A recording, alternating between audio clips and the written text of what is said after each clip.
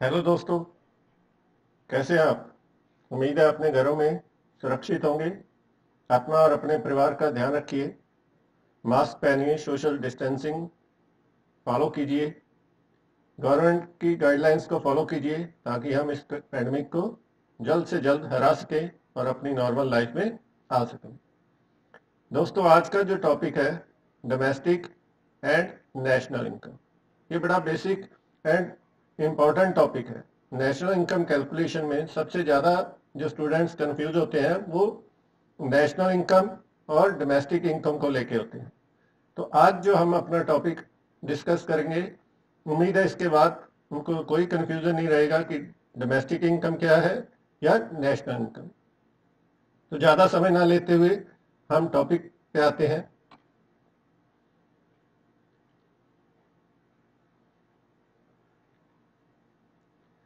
National income versus domestic income. तो चलिए आगे बढ़ते हैं।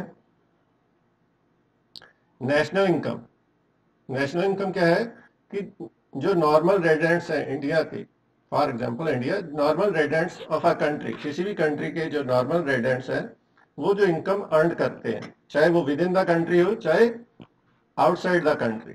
डोमेस्टिक टेरिटरी जिसको हम कहते हैं कि अगर वो डोमेस्टिक टेरिटरी के अंदर काम कर रहे हैं या आउटसाइड द डोमेस्टिक टेरिटरी काम कर रहे हैं, उस उनकी जो अर्न इनकम है दैट इज नेशनल इनकम।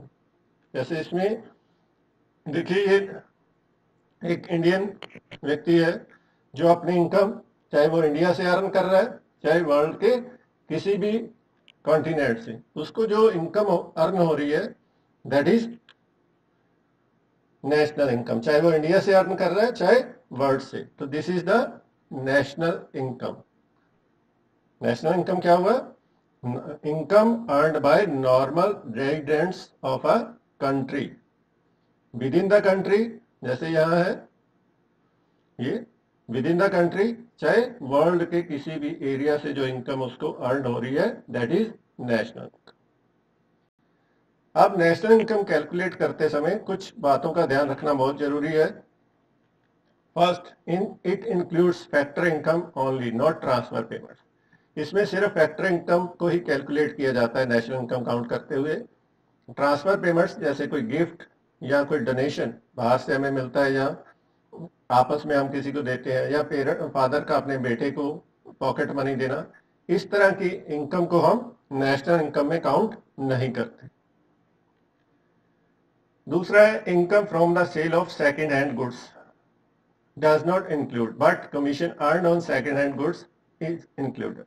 मान लीजिए आपने कोई सेकेंड हैंड जो है अपना घर, आपके पास घर था उसको सेल कर दिया, या आपके पास सेकेंड हैंड गाड़ी थी उसको आपने सेल कर दिया, आपको कुछ पैसे मिले, तो that is not the part of national income, क्योंकि उस गाड़ी की या उस घर की वैल्यू ऑलरेडी नेशनल इनकम में कैलकुलेट हो चुकी है जब उसको बनाया गया था, जब वो गाड़ी मार्केट में आया था।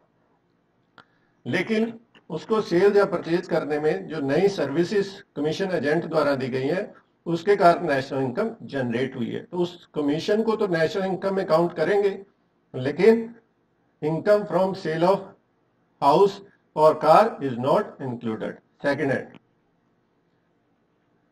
इनकम फ्रॉम इलीगल एक्टिविटीज, किसी को स्मगलिंग करके, गैम्बलिंग करके इस तरह की जो इनकम जनरेट करते हैं that is not the part of national income, it is illegal activities. आगे है विंडफुल गेन, आपको कोई लॉटरी लग जाए या एकदम प्राइसेस बढ़ जाए जिससे आपकी इनकम बढ़ जाए, आपके पास कुछ स्टॉक में रखा हुआ था रॉ मटेरियल, उसकी प्राइस बढ़ गई इसलिए आपको फायदा हो गया, तो इस तरह का जो के कारण जो नेशनल आपकी इनकम इंक्रीज हुई है वो नेशनल इनकम का पार्ट नहीं है। Expenditure on share and bonds is not आप इंक्लूडेड। शेयर्स या बॉन्ड्स आप सेल परचेज करते हैं उससे इनकम होती है, उसको भी नेशनल इनकम में काउंट नहीं किया जाता क्योंकि वो सिर्फ फाइनेंशियल ट्रांजैक्शन है, उससे आउटपुट कुछ नहीं हो रहा है, नया कुछ प्रोड्यूस नहीं होगा। Imputed value of goods produce for self consumption are included, जो हम अपने कंजम्पशन के लिए कुछ गुड्स, जैसे एक किसान है वो गेहूं पैदा करता है मार्केट में सेल करता है, लेकिन कुछ गेहूं वो अपने यूज के लिए घर में भी रख लेता है, तो उसको हम नेशनल इनकम में उसका इम्प्यूटेड वैल्यू भी नेशनल इनकम में काउंट करेंगे, क्योंकि वो उतनी वैल्यू की उस कंट्री में प्रोडक्शन हुआ है। यहाँ एक और चीज ध्यान रखने वाली है कि इम्प्यूटेड वैल्यू ऑफ गुड्स को तो नेशनल इनकम में काउंट किया जाता है, लेकिन अपने लिए कोई सर्विसेज दी गई है, मान लीजिए एक स्कूटर मैकेनिक ने अपना स्कूटर रिपेयर किया, एक टीचर ने अपने बच्चे को पढ़ाया, तो ये नेशनल इनकम में काउंट नहीं होगा। तो इम्प्यूटेड वैल्यू ऑफ गुड्स तो काउंट होती है, imputed value of services for self consumption उसको नेशनल इनकम में काउंट नहीं किया जाता। तो ये ध्यान रखना है, इम्प्यूटेड वैल्यू ओनली गुड्स को इंक्लूड किया जाता है, सर्विसेज को नहीं। Expenditure on only final goods services and services should be included.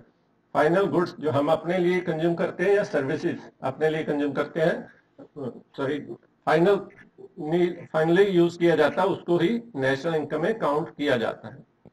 For example आपने मिल्क घर पे लाए, उसको यूज कर लिया, दैट इज फाइनल गुड्स।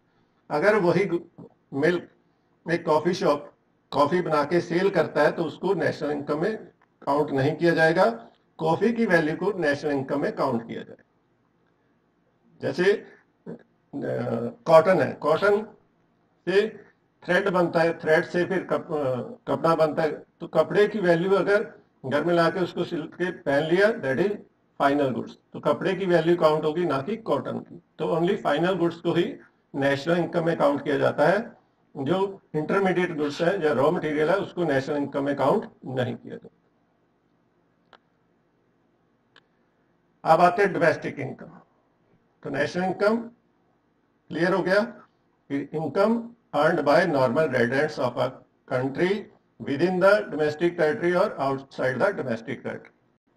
अब आते हैं बात डोमेस्टिक इनकम की। Income generated with in the country by the normal residents of the country and by the non residents of the country. किसी कंट्री का जो रेजिडेंट है, किसी कंट्री में जो इनकम जनरेट हो रही है, जैसे ये इंडिया है, इसको हम नॉर्मल जो डोमेस्टिक टेरिटरी मान लेते हैं, इसके अंदर चाहे वो इंडियंस है चाहे वो फॉरेनर है, दोनों की इनकम को नेशनल इनकम में काउंट किया जाएगा। इन्होंने अगर इंडिया की टेरिटरी के अंदर प्रोडक्शन किया है, फैक्टर ऑफ प्रोडक्शन इन्होंने प्रोवाइड किए हैं और उनके बदले उनको इनकम जनरेट हुई है, तो दैट इज डोमेस्टिक इनकम। तो विद इन द ये जो इंडिया की डोमेस्टिक टेरिटरी इसको मान ले, और इसमें जो ये इंडियन है और ये फॉरेनर्स, इन दोनों की जो इनकम है दैट इज डोमेस्टिक इनकम। दोनों में डिफरेंस क्या है? Domestic income earned within the domestic territory, earned national income है earned within the world. Domestic income earned by normal resident and non normal resident within the domestic territory. जैसे मैंने पिछली picture में ये दिखाया था, ये with in domestic territory के अंदर चाहे वो इंडियन है चाहे फॉरेनर है, दोनों की जो इनकम है that is domestic income earned by normal residents of the country. Normal resident है जो, उसकी इनकम जो उसने चाहे वो इंडिया में रह के चाहे फॉरेन में रह के कहीं भी अर्न किया, दैट इज नेशनल। इसमें net factor income from abroad does not include. इसमें नेट फैक्टर इनकम फ्रॉम जो विदेशों से हमें फैक्टर इनकम मिला है वो हम इसमें इंक्लूड नहीं करते, इसमें इंक्लूड होता है। जैसे domestic income to national income कैसे कैलकुलेट करते हैं, ये देखिए, ये डोमेस्टिक इनकम है, इसमें net factor income from abroad अगर प्लस कर देंगे तो नेशनल इनकम हो जाएगा, और नेशनल इनकम से अगर हम नेट फैक्टर इनकम हटा देंगे तो डोमेस्टिक इनकम। तो ये प्रोसेस है, दोनों में ये डिफरेंस है net factor income from abroad का। तो उम्मीद है कि आपको ये टॉपिक अच्छे से समझ आया होगा।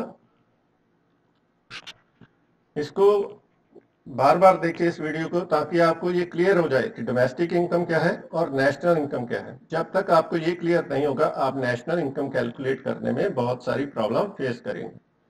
तो उम्मीद है आज का ये टॉपिक आपके लिए काफ़ी यूजफुल होगा। ये वीडियो अपने दोस्तों के साथ भी शेयर कर सकते हैं ताकि उनको भी इसका बेनिफिट मिले। Stay safe, stay home. सीखते रहिए दोस्तों, क्योंकि सीखना बंद तो जीतना बंद। Thank you.